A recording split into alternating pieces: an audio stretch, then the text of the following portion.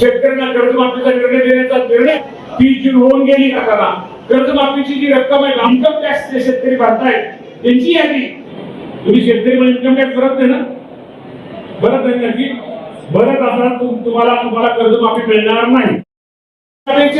जो विषय होता पूर्वी अजितदादा पवार साहेब राज्याचे अर्थमंत्री होते आणि दादांच्या उपस्थितीमध्ये या राज्याचे मुख्यमंत्री देवेंद्र फडणवीस साहेब असतील एकनाथ शिंदे साहेब असतील आणि त्यावेळेचे शेतकरी संघटनेचे नेते या सर्वांची बैठक ही मुंबईला सह्याद्री अतिथीगृहात झाली होती आणि त्याच वेळेस शेतकऱ्यांना कर्जमाफीचा निर्णय देण्याचा निर्णय हा 30 जून पूर्वी घेतला गेला होता। आज सुनेत्रा वहिनी त्यानंतर आज राज्याचे उपमुख्यमंत्री वहिनीचे मार्गदर्शन या बाबतीमध्ये सर्वांना लाभलेले आहे। तुम्ही म्हणताल 30 जून होऊन गेली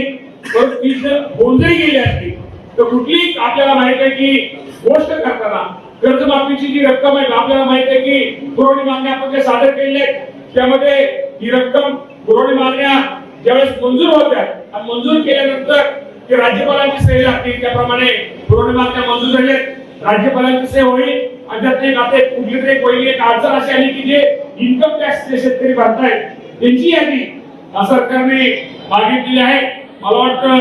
नाना पाटील तुम्ही इन्कम टॅक्स भरत नाही ना नाना पाटील तुम्ही शेतकरी म्हणजे इन्कम टॅक्स भरत नाही ना भरत नाही नक्की भरत असणार तुम्हाला कर्जमाफी मिळणार नाही बरोबर आहे ना त्यामुळे हे आता तो निर्णय झाला तर तुम्ही करता